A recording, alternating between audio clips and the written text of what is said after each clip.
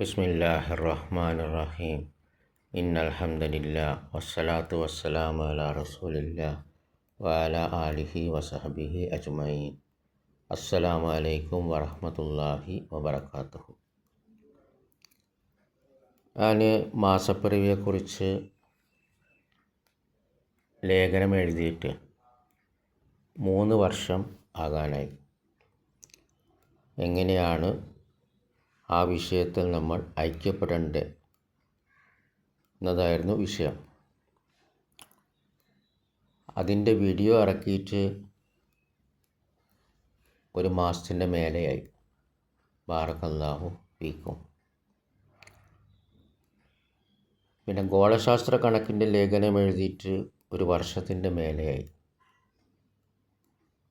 അതിൻ്റെ വീഡിയോ ഇറക്കിയിട്ട് ലേഖനം ഇറക്കിയിട്ട് 2 വർഷത്തിൻ്റെ മേലെയായി. അതിൻ്റെ വീഡിയോ ഇറക്കിയിട്ട് 1 വർഷത്തിൻ്റെ മേലെയായി. ബാറക്കല്ലാഹു ഫീക്കും.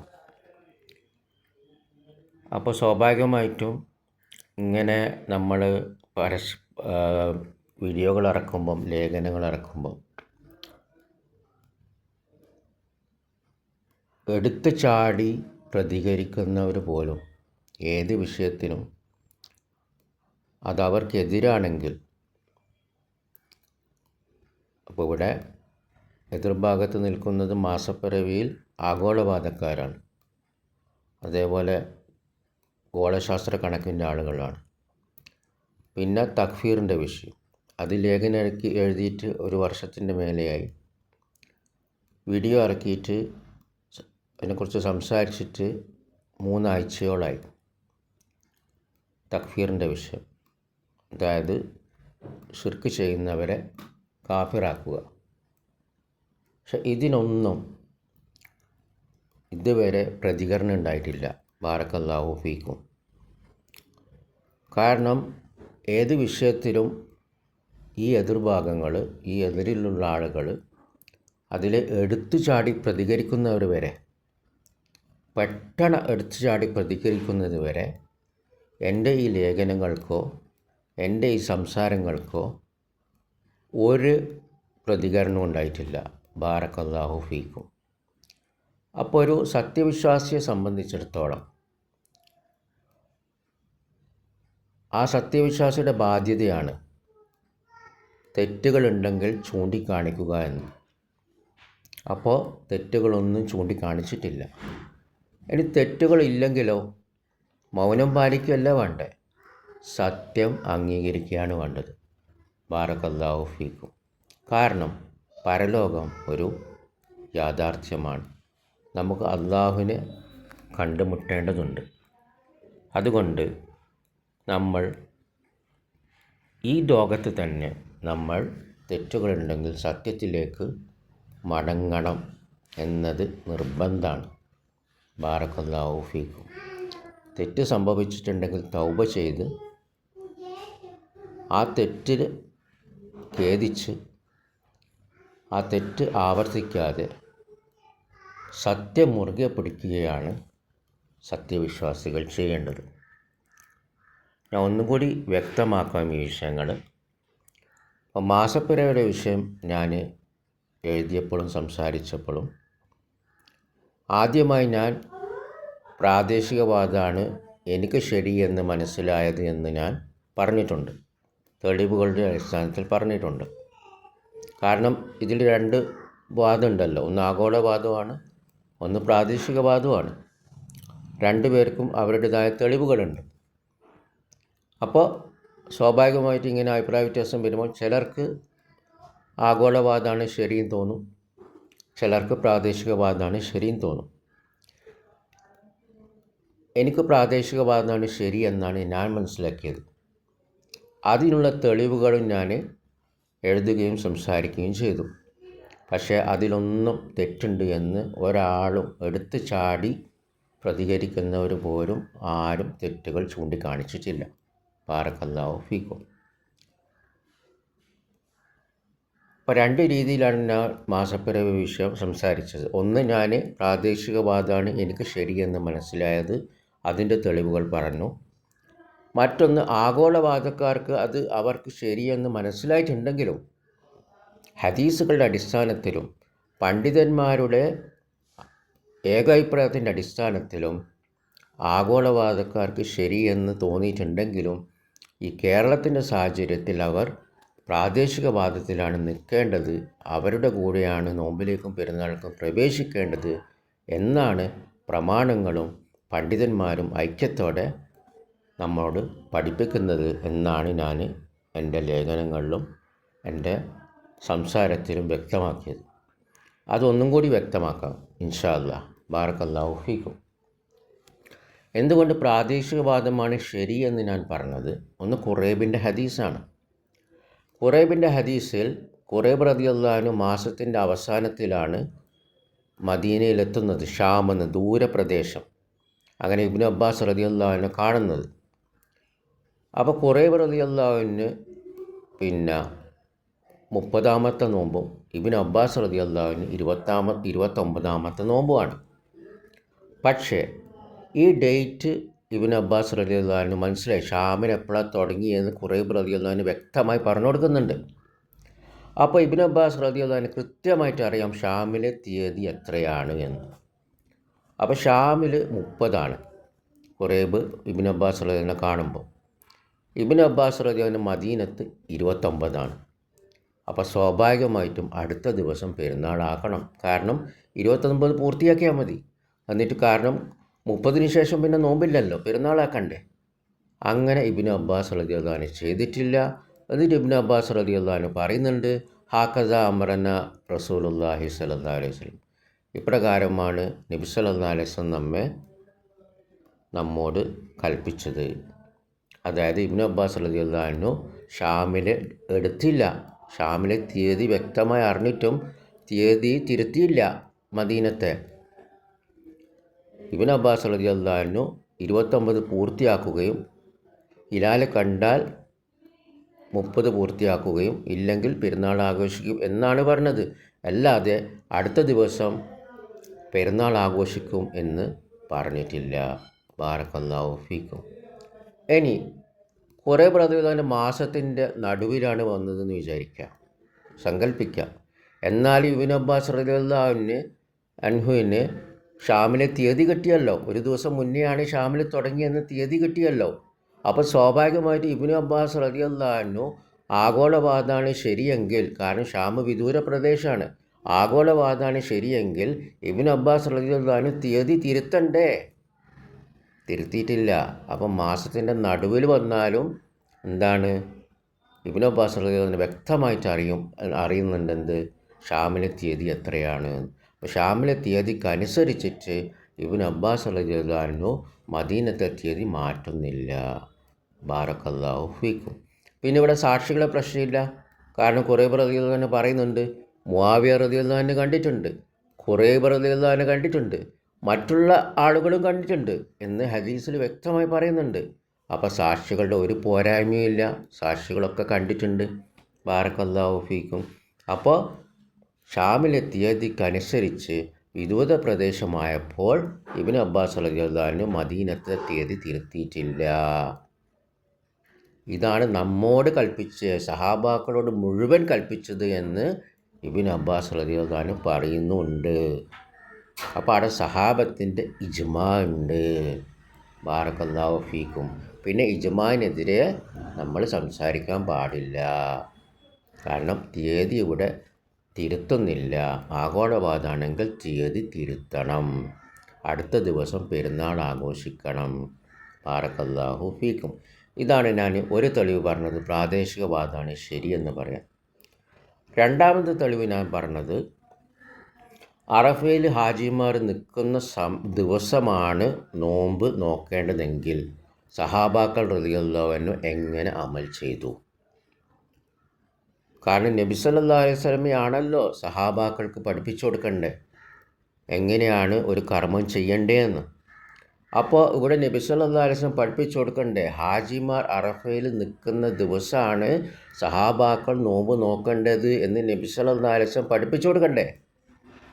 അങ്ങനെ പഠിപ്പിച്ചു കൊടുക്കാൻ കഴിയില്ലല്ലോ അന്നത്തെ കാലം. കാരണം സഹാബത്ത് ലോകത്തിൻ്റെ വിവിധ ഭാഗങ്ങളിൽ പോയപ്പോൾ ഒരിക്കലും അവർക്ക് പിന്നെ അറഫ എപ്പോഴാണ് എന്ന് കണ്ടുപിടിക്കാൻ സാധ്യമല്ല.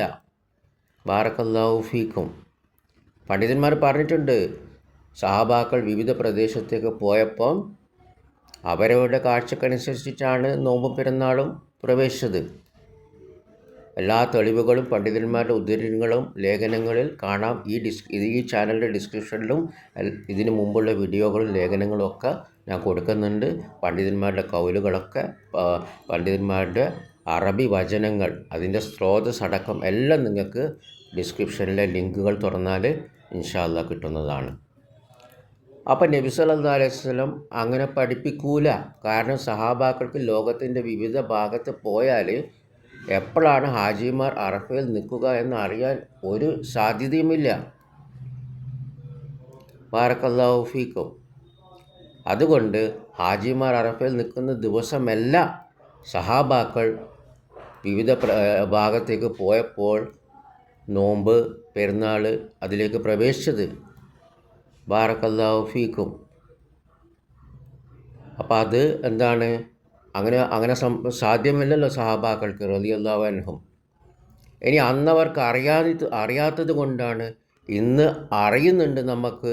സൗദിയിലോ മറ്റു മുസ്ലിം രാഷ്ട്രങ്ങളിലോ എപ്പോഴാണ് മാസം കണ്ടത് ഇന്ന് നമുക്ക് അറിയുന്നുണ്ടല്ലോ, അതുകൊണ്ട് നമുക്ക് എടുക്കാലോ എന്ന് പറഞ്ഞാലും പ്രശ്നമാണ്. കാരണം ബാറക്കല്ലാഹു ഫീക്കും, ഞാൻ പറഞ്ഞല്ലോ, ഖുറൈബിൻ്റെ ഹദീസിൽ പിന്നെ ഇബ്നു അബ്ബാസ് റളിയല്ലാഹു അൻഹു കൃത്യമായിട്ട് അറിഞ്ഞു ഷാമിൽ എപ്പോൾ തുടങ്ങി, തീയതി കൃത്യമായിട്ടറിയാം. ഷാമിലെ തീയതി കൃത്യമായിട്ടറിയാം. അപ്പോൾ ഇബ്നു അബ്ബാസ് റളിയല്ലാഹു അൻഹു അറിവ് കിട്ടി അറിഞ്ഞിട്ടും അടുത്ത ദിവസം പെരുന്നാൾ ആഘോഷിച്ചിട്ടില്ല. മദീനയിൽ 29 ഖുറൈബിന് 30 എന്ന് അറിഞ്ഞിട്ടും അടുത്ത ദിവസം പെരുന്നാൾ ആഘോഷിച്ചിട്ടില്ല. ഇനി മാസത്തിൻ്റെ നടുവിലാണ് ഖുറൈബ് റളിയല്ലാഹു അൻഹു വന്നാലും തീയതി കിട്ടി. അപ്പം അതിനനുസരിച്ച് തീയതി മാറ്റണം. അപ്പോൾ വിദൂര പ്രദേശത്ത് നിന്നുള്ള അറിവ് കിട്ടി. ഇബ്നു അബ്ബാസ് റളിയല്ലാഹു അൻഹു അറിവ് കിട്ടിയിട്ട് അത് സ്വീകരിച്ചിട്ടില്ല. ബാറക്കല്ലാഹു ഫീക്കും. അതാണ് നബി സല്ലല്ലാഹു അലൈഹി വസല്ലം മുഴുവൻ സഹാബാക്കളോടും കൽപ്പിച്ചത് എന്നും ഇബ്നു അബ്ബാസ് റളിയല്ലാഹു അൻഹു പറഞ്ഞു. അതിൻ്റെ അടിസ്ഥാനത്തിലാണ് ഇബ്നു അബ്ബാസ് റളിയല്ലാഹു അൻഹു മുഴുവൻ സഹാബാക്കളും മദീനയിൽ അവരുടെ കർമ്മം ചെയ്തത്. ബാറക്കല്ലാഹു ഫീക്കും. ഇനി അറിവ് കിട്ടിയതിൻ്റെ വേറൊരു ഉദാഹരണം കൂടി ഞാൻ തെളിവായിട്ട് പറഞ്ഞിട്ടുണ്ട്. പ്രാദേശികവാദമാണ് ശരിയെന്ന്.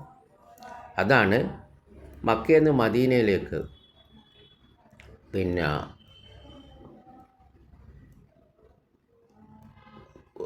ഒട്ടക സംഘത്തിൻ്റെ മുകളിൽ നബി സല്ലല്ലാഹു അലൈഹി വസല്ലം യാത്ര ചെയ്തപ്പോൾ, ഹിജ്റ പോയപ്പോൾ, തിരിച്ച് മദീനയിൽ നിന്ന് മക്കയിലേക്ക് യാത്ര ചെയ്തപ്പോഴും ഒട്ടകത്തിൻ്റെ മുകളിൽ ഹജ്ജിൻ്റെ സമയത്ത്, ഹജ്ജിന് 8 ദിവസം എടുത്തെന്നാണ് ഇമാം മുബാരക് പൂരി റഹ്മത്തുള്ളയുടെ റഹീഖുൽ മക്തൂം എന്ന ഗ്രന്ഥത്തിൽ കൃത്യമായിട്ട് രേഖപ്പെടുത്തി വച്ചിട്ടുണ്ട്. ബാറക്കല്ലാഹു ഫീക്കും. അപ്പോൾ ഒട്ടകത്തിൻ്റെ മുകളിൽ 8 ദിവസം എടുക്കുകയുള്ളൂ. അപ്പോൾ കുതിരൻ്റെ മുകളിലോ വളരെ കുറച്ച് ദിവസങ്ങൾ എടുക്കുകയുള്ളൂ. അപ്പോൾ മക്കയിൽ ദുൽഹജ്ജ് 1 എപ്പോഴെന്ന് അറിഞ്ഞാൽ അത് മദീനക്കാർക്ക് അറിയിക്കാൻ സമയമുണ്ട്.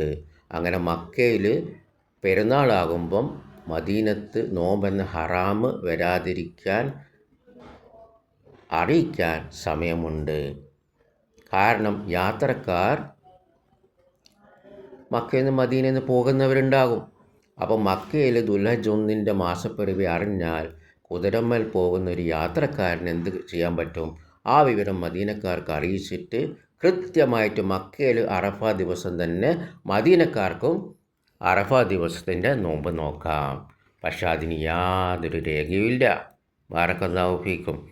കാരണം നമുക്കറിയാം, അറാബികളുടെ റിപ്പോർട്ട് സ്വീകരിച്ചിട്ടുണ്ട്, ഒട്ടക സംഘത്തിൻ്റെ റിപ്പോർട്ട് സ്വീകരിച്ചിട്ടുണ്ട്. അതേപോലെ മക്കയിൽ നിന്ന് മദീനയിലേക്ക് യാത്രക്കാർ പോയാൽ മതി, കുതിരന്മാർ പോകുന്ന യാത്രക്കാർ പോകുന്നവർ പറഞ്ഞാൽ മതി. കാരണം പെരുന്നാളിൻ്റെ അന്ന് നോമ്പ് ഹറാമാണ്. അപ്പോൾ എന്തായാലും യാത്രക്കാരോട് പറയണം, ഇതാ മക്കയിൽ ദുൽഹജ്ജ് 1 മദീനക്കാർക്ക് അറിയിക്കുക. കാരണം പിന്നെ മക്കയിൽ പെരുന്നാളാകുമ്പം അവിടെ നോമ്പ് വരരുത്, ഹറാമാണ് എന്ന് പറയണ്ടേ. അങ്ങനെയുള്ള യാതൊരു രേഖയും അങ്ങനെ ഇല്ല യാത്രക്കാർ. കാരണം നബി സല്ലല്ലാഹു കാലത്ത് ഉണ്ടായിട്ടില്ല. നീണ്ട വർഷങ്ങൾ സഹാബാക്കളുടെ കാലം, നീണ്ട വർഷങ്ങൾ താബീങ്ങളുടെ കാലം, താബീങ്ങളുടെ കാലം, എത്ര വർഷങ്ങൾ ഒറ്റ റിപ്പോർട്ട് പോലുമില്ല മക്കയിൽ നിന്ന് മദീനയിലേക്ക് മക്കയിൽ ദുൽഹജ്ജ് 1 എന്ന് അറിയിക്കണം എന്ന് പറയുന്ന ഒരു റിപ്പോർട്ട് പോലും ഇല്ല. ബാറക്കല്ലാഹു ഫീക്കും. അപ്പോൾ മദീനക്കാർ അറഫ നോമ്പ് നോറ്റത് മദീനയുടെ മാസപ്പിറവി അടിസ്ഥാനത്തിലാണ്. അത് ചിലപ്പം മക്കയോട് യോജിക്കാം, ചിലപ്പം മക്കയോട് യോജിക്കൂല. ബാറക്കല്ലാഹു ഫീക്കും. അപ്പോൾ മക്കയോട് യോജിക്കാത്ത ദിവസവും മദീനത്ത് അറഫ നോമ്പ് നോറ്റിട്ടുണ്ട് സഹാബാക്കൾ, താബീങ്ങൾ, താബീങ്ങൾ. ബാറക്കല്ലാഹു ഫീക്കും. അപ്പോൾ മക്കയിൽ പെരുന്നാളാകുമ്പം മദീനത്ത് നോമ്പായാൽ അത് ഹറാമാവില്ല. കാരണം എന്താ? മക്കയിൽ ദുൽഹജ്ജ് 10 പെരുന്നാളിൻ്റെ ദിവസമാകുമ്പം മദീനത്ത് ദുൽഹജ്ജ് 9 നോമ്പിൻ്റെ ദിവസമാണ്.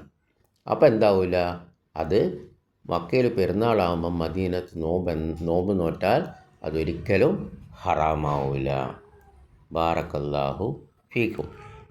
ഈ സംഗതികളാണ് ഞാൻ പിന്നെ ഒട്ടക സംഘത്തിൻ്റെ റിപ്പോർട്ട് അത് അടുത്ത പ്രദേശമാണ്. അതുകൊണ്ടാണ് വിവരം കിട്ടിയപ്പോൾ അത് സ്വീകരിച്ചത്. ബാറക്കല്ലാഹു ഫീക്കും. കാരണം മഗ്‌രിബിന് പുറപ്പെട്ടാൽ അടുത്ത ദിവസം അസറിനാണല്ലോ ഒട്ടക സംഘം നബി സല്ലല്ലാഹു അലൈഹി വസല്ലം എത്തുന്നതും വിവരം കിട്ടുന്നതും നബി സല്ലല്ലാഹു അലൈഹി വസല്ലം നോമ്പ് മുറിക്കുന്നതും. അത് എത്രയേ ഉള്ളൂ? പണ്ഡിതന്മാർ പറഞ്ഞിട്ടുണ്ട്, ഒട്ടകത്തിൻ്റെ മുകളിൽ ഒരു ദിവസത്തെ യാത്ര ഏകദേശം 80 കിലോമീറ്ററാണെന്ന്. അപ്പം അത് കോഴിക്കോട് നിന്ന്, ഞാനിപ്പോൾ കോഴിക്കോടാണ്, കോഴിക്കോട് നിന്ന് ഏകദേശം മലപ്പുറം കഴിഞ്ഞിട്ടുള്ള ദൂരെയാവുള്ളൂ. അത് അടുത്ത പ്രദേശമായതുകൊണ്ട് ബാറക്കല്ലാഹു ഫീക്കും നബി സല്ലല്ലാഹു അലൈഹി വസല്ലം സ്വീകരിച്ചു, അറിവ് കിട്ടി. എന്നാൽ ഖുറൈബിൻ്റെ ഹദീസോ അറിവ് കിട്ടി എടുത്തില്ല. കാരണം വിദൂര പ്രദേശം വളരെ വ്യക്തമാണ്, യാതൊരു ആശയക്കുഴപ്പവുമില്ല. വിദൂര പ്രദേശമായപ്പോൾ എടുത്തില്ല, അടുത്ത പ്രദേശമായപ്പം വിവരം കിട്ടിയപ്പം എടുത്തു. വളരെ വ്യക്തമാണ്, ഒരാശയക്കുഴപ്പമില്ല. ബാറക്കല്ലാഹു ഫീക്കും. അപ്പം ഞാൻ എന്തുകൊണ്ട് പ്രാദേശികവാദമാണ് എനിക്ക് മനസ്സിലായത് ശരി എന്നതിന് ഈ 3 തെളിവുകളാണ് പറഞ്ഞത്. ഈ തെളിവുകൾക്കൊന്നും അത് തെറ്റാണ് എന്ന് ആഗോളവാദക്കാരോ ഗോളശാസ്ത്ര കണക്കിൻ്റെ ആളുകളോ പ്രതികരിച്ചിട്ടില്ല. ഞാൻ പറഞ്ഞില്ലേ, സത്യവിശ്വാസിയെ സംബന്ധിച്ചിടത്തോളം ഒന്നിക്കൽ തെറ്റുണ്ടെങ്കിൽ ചൂണ്ടിക്കാണിക്കണം, തെറ്റില്ലെങ്കിലോ ആ പറഞ്ഞത് സത്യമാണ്, ആ സത്യം അംഗീകരിക്കണം. ബാറക്കല്ലാഹു ഫീക്കും. അതുകൊണ്ട് സഹോദരന്മാരെ, പരലോകം യാഥാർത്ഥ്യമാണെന്ന് ഞാൻ ഒന്നുകൂടി ഓർമ്മിപ്പിക്കുകയാണ്. നമ്മൾ നാളെ അള്ളാഹുവിനെ കണ്ടുമുട്ടേണ്ടവരാണ്. അതുകൊണ്ട് വിഷയം ഗൗരവമായി മനസ്സിലാക്കുക. പിന്നെ ഞാൻ പറഞ്ഞത്, ഇനി ആഗോളവാദക്കാർ അവർക്കത് ശരിയാണെന്ന് മനസ്സിലാക്കിയിട്ടുണ്ടെങ്കിൽ അവരെ സംബന്ധിച്ചിടത്തോളം പണ്ഡിതന്മാർ ഐക്യത്തോടെ പറഞ്ഞതാണ് നാട്ടിലെ പോലെ നിൽക്കണം, ഭിന്നത പാടില്ല. നാട്ടിലെ പോലെ നിൽക്കണം, ഭിന്നത പാടില്ല. അപ്പം നാട്ടിൽ പ്രാദേശികവാദമാണ് മഹാഭൂരിപക്ഷമെങ്കിൽ എല്ലാവരും പ്രാദേശികമായിരിക്കണം. അങ്ങനെയാണ് ഐക്യം വരാം. ഇനി നാട്ടിൽ ആഗോളവാദമാണ് മഹാഭൂരിപക്ഷമെങ്കിൽ ആടെ ഞാനടക്കം പറയാൻ പാടില്ല എനിക്ക് പ്രാദേശികവാദമാണ് ശരിയെന്ന് മനസ്സിലായത്, അവിടെ ഞാൻ ഇവിടെ കണ്ടാലേ നോക്കുകയുള്ളൂ, ഞാൻ ആഗോളവാദം സ്വീകരിക്കൂല എന്ന് ഞാൻ പറയാൻ പാടില്ല. കാരണം ഇത് ഇസ്ലാമിൻ്റെ അടിസ്ഥാന ഉസൂലാണ്. ഒരുമിച്ച് നിർവഹിക്കുന്ന ആരാധനാ കർമ്മങ്ങളിൽ നമുക്ക് ശരിയെന്ന് തോന്നുന്നത് മാറ്റിയിട്ട് നമ്മൾ സമൂഹത്തിൻ്റെ കൂടെ നിൽക്കണം. അത് നിസ്കാരമായാലും നോമ്പായാലും പെരുന്നാളായാലും അറവായാലും ഇതെല്ലാം ഒരുമിച്ച് നിർവഹിക്കുന്ന ആരാധനാ കർമ്മങ്ങളാണ്. ഇപ്പം നിസ്കാരമായാൽ നമ്മൾ ഇമാമിനെ പിന്തുടരണമെന്ന് ഹദീസ് പറഞ്ഞത്, ഇമാമുമായി ഭിന്നിക്കരുതെന്ന് പറഞ്ഞു. പിന്നെ ഇമാമിന് തെറ്റുപറ്റിയാൽ ഇമാമിനെ തെറ്റുപറ്റാൽ മൗമൂന് പ്രതിഫലം എന്നും ഹദീസ് പറഞ്ഞു. ഈ 3 ഹദീസുകൾ വെച്ചിട്ട് പണ്ഡിതന്മാർ പറഞ്ഞിട്ടുണ്ട്. ഇബ്നു തൈമിയ്യ റഹിമഹുല്ല, ഷെയ്ഖ് റബീ റഹിമഹുല്ല, ഷെയ്ഖ് ഉസൈമീൻ റഹിമഹുല്ല, ഷെയ്ഖ് ബിൻ ബാസ് റഹിമഹുല്ല, ഇവരൊക്കെ പറഞ്ഞിട്ടുണ്ട് നിങ്ങളൊരു മസ്ജിദിൽ പോയി അവിടെ ഫജറിന് കുനൂത്ത് ഓതുന്നുണ്ടെങ്കിൽ നിങ്ങൾ കുനൂത്ത് ഓതണം. കാരണം ഈ 3 ഹദീസാ തെളിവ്. അപ്പോൾ ഇത് ഒരുമിച്ച് നിർവഹിക്കുന്ന ആരാധന കർമ്മമായതുകൊണ്ട് നമുക്ക് ശരിയെന്ന് തോന്നും. നമുക്കെന്താ ശരി? കുനൂത്ത് പാടില്ല. ആ ശരിയെ മാറ്റി വെച്ചിട്ട് നമ്മൾ എന്ത് ചെയ്യണം? ആ ഇമാമിനെ പിൻപറ്റി കുനൂത്ത് ഓതണമെന്നാണ് പണ്ഡിതന്മാർ പറഞ്ഞത്. ബാറക്കല്ലാഹു ഫീക്കും. അതേപോലെ നോമ്പിനും അങ്ങനെ തന്നെയാണ് ഹദീസ് വരുന്നത്. അസ്സൗമു യൗമ തസൂമൂൻ അൽ ഫിത്റു യൗമ തുഫ്തിറൂൻ അൽ അദ്ഹ യൗമ തുലഹൂൻ. ഇതിൻ്റെ വിശദീകരണത്തിൽ ഇബ്നു ബാസ് റഹിമഹുല്ലാ പറഞ്ഞു, നിങ്ങളുടെ ചുറ്റുമുള്ളവർ എപ്പോഴാണ് നോമ്പിലും പെരുന്നാളിലേക്കും പ്രവേശിക്കുന്നത് അവരുടെ കൂടെയായിരിക്കണം നോമ്പും പെരുന്നാളും.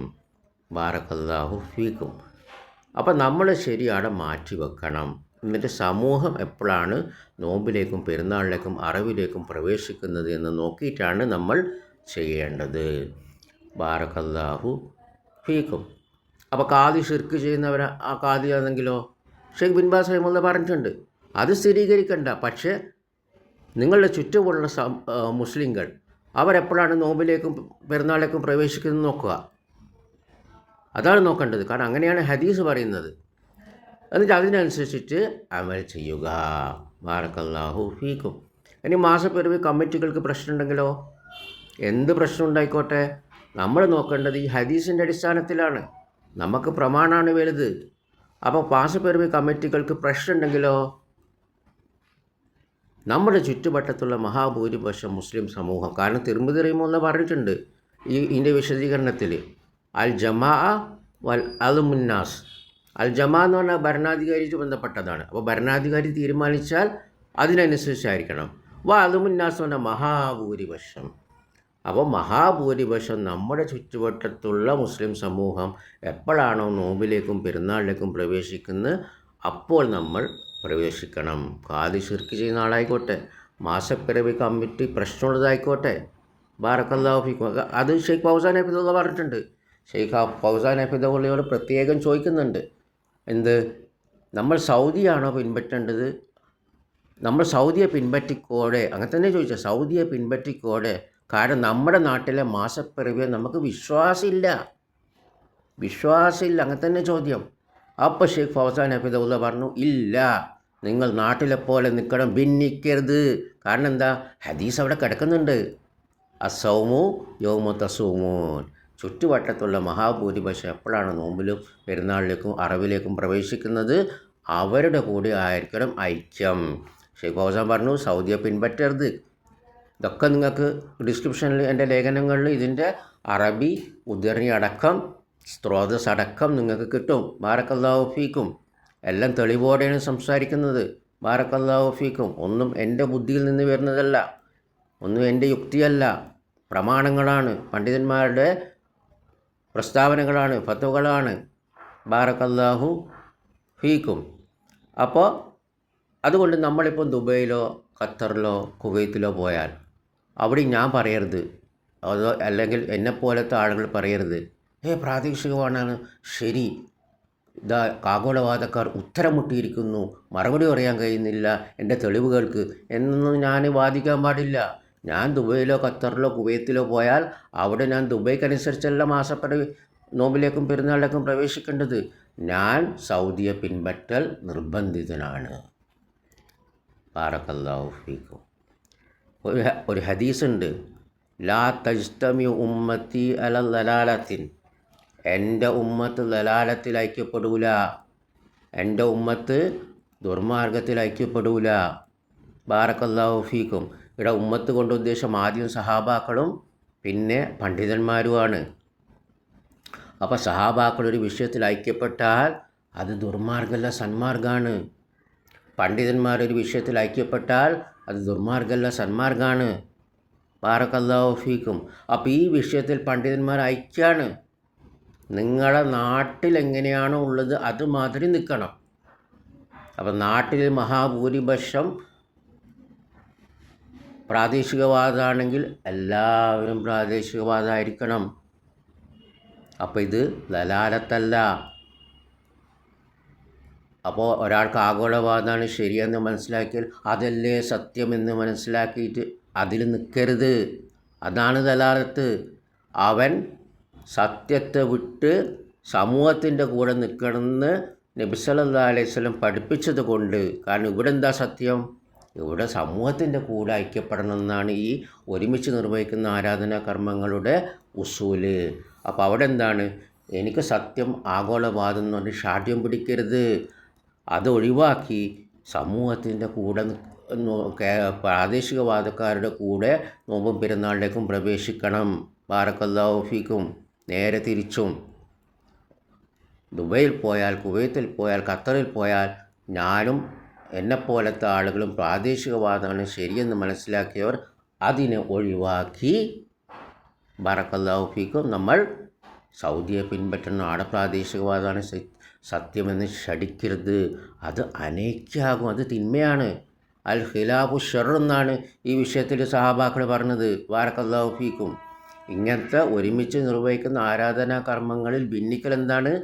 തിന്മയാണ്, നന്മയല്ല, തിന്മയാണ്.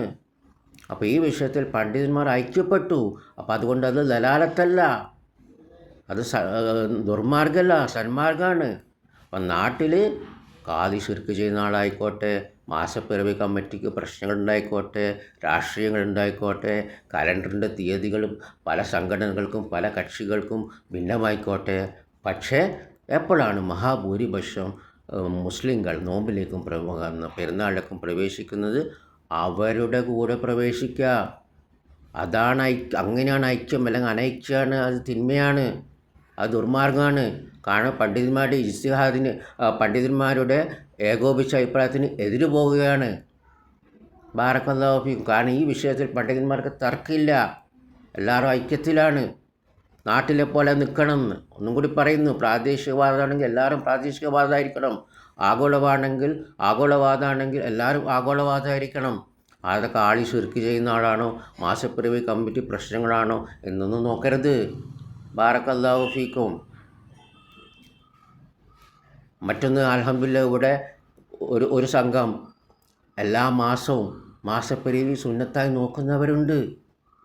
എല്ലാ മാസവും കണ്ണുകൊണ്ട് നോക്കുന്നവരുണ്ട്. അപ്പോൾ അവരുടെ കൂടെ ഐക്യത്തോടെ നിൽക്കുകയല്ലേ നമ്മൾ വേണ്ടത്. ബാറക്കല്ലാഹു ഫീക്കും. അവർ തൗഹീദിൻ്റെ ആളുകളുമാണ്. മന്നേജിൽ കുറച്ച് പ്രശ്നങ്ങളുണ്ട്, ബാറക്കല്ലാഹു ഫീക്കും. പക്ഷേ തൗഹീദിൻ്റെ ആളുകളാണ്, സുന്നത്തുകൾ പിൻപറ്റുന്ന ആളുകളാണ്. പക്ഷെ അവർക്ക് കുറച്ച് അബദ്ധങ്ങളുണ്ട്. പക്ഷേ അവർ സുന്നത്തിൻ്റെ അടിസ്ഥാനത്തിലാണ് മാസപ്പിറവി നോക്കുന്നത്. അതുകൊണ്ട് എന്താണ്, നമ്മൾ നാട്ടിലെ മഹാഭൂരിപക്ഷം മുസ്ലിങ്ങളും എപ്പോഴാണ് നോമ്പിലേക്കും പെരുന്നാളിലേക്കും പ്രവേശിക്കുന്നത്, അവരുടെ കൂടെ പ്രവേശിക്കണം. കുടുംബവുമായി ഭിന്നിക്കരുത്. എങ്ങനെയാണ് പെരുന്നാളിനെന്ന് നമ്മൾ കുടുംബമായി ഭിന്നിക്കുക? അതൊരു വൻ ദുരന്തമല്ലേ. ഭർത്താവ് സൗദിൻ്റെ കൂടെ പെരുന്നാൾ ആഘോഷിക്കുമ്പോൾ ഭാര്യയ്ക്കും മോനും നോമ്പോ? ഇത് ഇസ്ലാമിക ചരിത്രത്തിൽ എപ്പെങ്കിലും ഇങ്ങനെ സംഭവിച്ചിട്ടുണ്ടോ? ആദ്യ 3 തലമുറ ഇത് സംഭവിച്ചിട്ടുണ്ടോ? ഒരു കുടുംബത്തിൽ നോമ്പും പെരുന്നാളിലും ഭിന്നത? അപ്പം ഇങ്ങനെ പാടില്ല. ഇങ്ങനെ ശ്രേഷ്ഠമായ സമൂഹത്തിൽ സംഭവിച്ചിട്ടില്ല. സഹാബാക്കളുടെ കാലത്ത് സംഭവിച്ചിട്ടില്ല, താബീങ്ങളുടെ കാലത്ത് സംഭവിച്ചിട്ടില്ല, താബികളുടെ കാലത്ത് സംഭവിച്ചിട്ടില്ല. അവരുടെയൊക്കെ കാലഘട്ടത്തിൽ കുടുംബവും ചുറ്റുമുള്ള മുസ്ലിങ്ങളും ഐക്യത്തോടെയാണ് നോമ്പിലേക്കും പെരുന്നാളിലേക്കും പ്രവേശിച്ചത്. ബാറക്കല്ലാഹു ഫീക്കും. പിന്നെ ഗോളശാസ്ത്ര കണക്കിൻ്റെ ആളുകൾ, അവരും ഇതേമാതിരി പെട്ടെന്ന് പ്രതികരിക്കുന്ന ആളുകൾ അവരുടെ ഇടയിലുണ്ട്. എന്നാൽ ഇത്രയും വർഷങ്ങളായിട്ടും വീഡിയോ മാസങ്ങളായിട്ടും എന്താണ്, ആരും പ്രതികരിച്ചിട്ടില്ല. അതിലൊരു വിഷയം, അലി മണിക്ഫാൻ്റെ ഹിജറ കലണ്ടർ ആദ്യം കൊണ്ടുവന്നത് അലി മണിക്ഫാനാണ്, ഗോളശാസ്ത്ര കണക്കിൻ്റെ. ആ അലി മണിക്ഫാൻ്റെ ഹിജറ കലണ്ടറിൽ ഞാൻ ഗുരുതരമായ 3 പിഴവുകൾ ചൂണ്ടിക്കാണിച്ചിട്ടുണ്ട്. ഇത് വർഷങ്ങൾക്ക് മുമ്പ് തന്നെ അലി മണിക്ഫാനും അദ്ദേഹത്തിൻ്റെ കൂടെ ഉള്ളവർക്കും വ്യക്തമാക്കി കൊടുത്തിട്ടുണ്ട്. ഞാൻ നേരിട്ട് തന്നെ അലി മണിക്ഫാൻ ഇമെയിലൂടെ വ്യക്തമാക്കി കൊടുത്തിട്ടുണ്ട്. പ്രതികരിച്ചിട്ടില്ല, മൗനം പാലിക്കുകയാണ്. ഇത് ശരിയാണോ ഒരു സത്യവിശ്വാസിയെ സംബന്ധിച്ചിടത്തോളം? മൗനം പാലിക്കുക വേണ്ടേ? ഒന്നുകിൽ തെറ്റ് ചൂണ്ടിക്കാണിക്കുക, അല്ലെങ്കിൽ സത്യം അംഗീകരിക്കുക. ഈ 2 വഴിയല്ലാതെ എന്താണുള്ളത്? ബാറക്കല്ലാഹു ഫീക്കും. അപ്പോൾ ഈ അവരുടെ കലണ്ടറിൽ പിഴവുകളുണ്ട്, ഗുരുതരമായ പിഴവുകൾ. അല്ലെ, അവരുടെ വാദം കണക്ക് കൃത്യമാണൊക്കെ അവിടെ പൊളിഞ്ഞു. കാരണം എന്താ? കണക്ക് നിരോധിച്ചതാണ്, അത് ബിദ്അത്താണ്. അതിൻ്റെ ഒക്കെ തെളിവുകൾ നിങ്ങൾക്ക് ഡിസ്ക്രിപ്ഷനിൽ കാണാം. ലേഖനങ്ങൾ തുറന്നു നോക്കിയാൽ, വീഡിയോകൾ തുറന്നു നോക്കിയാൽ. ബാറക്കല്ലാഹു ഫീക്കും. അതുകൊണ്ടാണ് കലണ്ടറിൽ അബദ്ധം സംഭവിച്ചത്. കാരണം സുന്നത്ത് പിൻപറ്റിയില്ല, അള്ളാഹുവിൻ്റെ ഖുർആനിനെയും നബി സല്ലല്ലാഹുവിൻ്റെ വചനങ്ങളെയും പിൻപറ്റിയില്ല. അതുകൊണ്ട് എന്ത് സംഭവിച്ചു? ഗുരുതരമായ പിഴവുകൾ സംഭവിച്ചു. എന്താണ് പിഴവുകൾ എന്നൊക്കെ ഞാൻ വ്യക്തമായിട്ട് ലേഖനത്തിൽ കൊടുത്തിട്ടുണ്ട്, ഡിസ്ക്രിപ്ഷനിൽ കാണാം. അതിനൊന്നും പ്രതികരണമില്ല. സുന്നത്തിനെ പിൻപറ്റിയാൽ, അള്ളാഹുവിൻ്റെ വചനങ്ങളെ പിൻപറ്റിയാൽ ഇങ്ങനെ ഗുരുതരമായ ഒന്നിൽ കൂടുതൽ പിഴവുകൾ സംഭവിക്കുമോ? ഒരിക്കലുമില്ലല്ലോ. ബാറക്കല്ലാഹു ഫീക്കും. പിന്നെ തക്ഫീറിൻ്റെ വിഷയമാണ്. അതിനും ഇതേമാതിരി ലേഖനം എഴുതിയിട്ട് 1 വർഷം കഴിഞ്ഞു, വീഡിയോ ഇറക്കിയിട്ട് 3 ആഴ്ചയോളായി. എടുത്തു ചാടി പ്രതികരിക്കുന്നവർ പോലും പ്രതികരിച്ചിട്ടില്ല.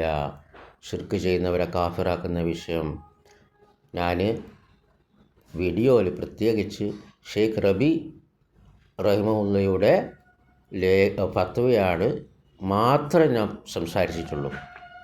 കാരണം അതിൽ ശരിക്ക് ഈ കാഫിറാക്കുന്ന വിഭാഗത്തിനെ മനഃശാസ്ത്രപരമായിട്ട് ഷെയ്ഖ് റബി നേരിടുന്നുണ്ട്. എന്തുകൊണ്ട് അവർ ഈ കാഫിറാക്കുന്ന വിഷയത്തിൽ അവർ പ്രമാണങ്ങൾക്ക് വിരുദ്ധമാണെന്ന്. അവരെങ്ങനെ പ്രബോധനം ചെയ്യുന്നോ, അവരെങ്ങനെ സംസാരിക്കുന്നോ, അവരെങ്ങനെ ഈ വിഷയം കൈകാര്യം ചെയ്യുന്നോ, തക്ഫീറിൻ്റെ വിഷയം, ശിർക്ക് ചെയ്യുന്നവരെ കാഫിറാക്കുന്ന വിഷയം, അത് വളരെ വ്യക്തമായിട്ട് ഭംഗിയായിട്ട് ഷെയ്ഖ് റബി റഹിമഹുല്ല അദ്ദേഹത്തിൻ്റെ ഫത്വയിൽ വ്യക്തമാക്കുന്നുണ്ട്. ബാറക്കല്ലാഹു ഫീക്കും. അപ്പോൾ അതിനൊന്നും എന്തില്ല, പ്രതികരണമില്ല. പിന്നെ ഒന്നുകൂടി പറയുകയാണ് സഹോദരന്മാരെ, പരലോക യാഥാർത്ഥ്യമാണ്. അവിടെ ശിക്ഷകളുണ്ടാവും. ആ ശിക്ഷയിൽ നിന്ന് നമുക്ക് രക്ഷപ്പെടേണ്ടതുണ്ട്. ആ ശിക്ഷയിൽ നിന്ന് രക്ഷപ്പെടണമെങ്കിൽ നമ്മൾ സത്യത്തിലേക്ക് വരണം. അതുകൊണ്ട് മാസപ്പിറവിയുടെ വിഷയത്തിലും തക്ഫീറിൻ്റെ വിഷയത്തിലും സഹോദരന്മാരെ സത്യത്തിലേക്ക് വരൂ. ബാറക്കല്ലാഹു ഫീക്കും. ഇനി ഈ വീഡിയോക്കും നിങ്ങൾക്ക് എന്ത് ചെയ്യാം? പ്രതികരിക്കാമല്ലോ. തെറ്റുകളുണ്ടെങ്കിൽ ചൂണ്ടിക്കാണിക്കുക സഹോദരന്മാരെ. തെറ്റില്ലെങ്കിൽ മൗനമല്ല പാലിക്കേണ്ട സഹോദരന്മാരെ. സത്യത്തിലേക്ക് വരികയാണ് ചെയ്യേണ്ട സഹോദരന്മാരെ. പരലോകം യാഥാർത്ഥ്യമാണ് സഹോദരന്മാരെ. നമ്മൾ അള്ളാഹുവിനെ ഭയപ്പെടണം സഹോദരന്മാരെ. ജനങ്ങളെയല്ല ഭയപ്പെടേണ്ടത് സഹോദരന്മാരെ. ഫലാ തഖ്ശൗഹും വഖ്ശൗനി. നിങ്ങൾ അവരെ ഭയപ്പെടരുത്, ജനങ്ങളെ ഭയപ്പെടരുത്, എന്നെ ഭയപ്പെടുക. അള്ളാഹുവിനെ ഭയപ്പെടുന്നവർ അവർ തഖ്വയുള്ളവരായിരിക്കും, അവർ സത്യത്തിലേക്ക് മടങ്ങുന്നവരായിരിക്കും. തെറ്റാർക്കും പറ്റാം. കുല്ലു ബനി ആദമ ഖത്താഉൻ. ആദമിൻ്റെ എല്ലാ മക്കൾക്കും തെറ്റുപറ്റും. പിന്നെ നബി സല്ലല്ലാഹു അലൈഹി വസല്ലം പറഞ്ഞതാണ്, വഖൈറുൽ ഖത്താഇന തവ്വാബൂന. എന്നാൽ ആ തെറ്റുപറ്റുന്നവരുടെ ഏറ്റവും ഹൈറായ തൗബ ചെയ്യുന്നവർ. ഷെയ്ഖ് മുഖ്ബിൽ റഹിമഹുല്ലാ പറഞ്ഞിട്ടുണ്ട്, തെറ്റ് പറ്റുന്നതല്ല വിഷയം. കാരണം നബി സല്ലല്ലാഹു അലൈഹി വസല്ലം പറഞ്ഞിട്ടുണ്ട്, അല്ലാഹ് പഠിപ്പിച്ചതാണ്, ആർക്കും തെറ്റ് പറ്റും. അപ്പോൾ തെറ്റ് പറ്റുന്നതല്ല വിഷയം. പിന്നെന്താ വിഷയം? സത്യം പറഞ്ഞു കൊടുത്തിട്ട് അത് അംഗീകരിക്കാത്തതാണ് വിഷയം. സത്യം മനസ്സിലാക്കിയിട്ട് തൗബ ചെയ്യാത്തതാണ് വിഷയം. ബാറക്കല്ലാഹു ഫീക്കും. തെറ്റാർക്കും പറ്റും, അതല്ല വിഷയം. തെറ്റാണെന്ന് മനസ്സിലാക്കിയിട്ടും സത്യത്തിലേക്ക് മടങ്ങാതിരിക്കുക. വഖൈറത്ത അത്തായിന തവ്വാബൂന. തെറ്റ് പറ്റിയവർ ഏറ്റവും ഹൈറായവർ, ഏറ്റവും ഉത്തമമായവർ, അവർ തൗബ ചെയ്യുന്നവരാണ്. അപ്പം തെറ്റല്ല വിഷയം. തെറ്റ് മനസ്സിലാക്കിയിട്ടും സത്യം എന്താണെന്ന് മനസ്സിലാക്കിയിട്ടും ആ സത്യത്തിലേക്ക് വരാത്തതാണ് പ്രശ്നം. ആ സത്യത്തിലേക്ക് ആരാ വരാ? അവർക്കാണ് ഹൈറ്, അല്ലെങ്കിൽ ഷെറാണ്. സത്യത്തിലേക്ക് വരണം. തെറ്റ് സംഭവിച്ചവർ തൗബ ചെയ്യണം, ആ തെറ്റ് ആവർത്തിക്കരുത്. അവർക്കാണ് ഹൈറ്, അല്ലെങ്കിൽ ഷെറാണ്, പരലോകത്ത് ഷെറാണ്. അതുകൊണ്ട് സൂക്ഷിക്കുക സഹോദരന്മാരെ. ഞാൻ നിർത്താണ്. സുബ്ഹാനക്കല്ലാഹുമ്മ വബിഹംദിക അശ്ഹദു അൻ ലാ ഇലാഹ ഇല്ലാ അൻത അസ്തഗ്ഫിറുക വഅതൂബു ഇലൈക്. അസ്സലാമു അലൈക്കും വറഹ്മത്തുള്ളാഹി വബറകാതുഹു.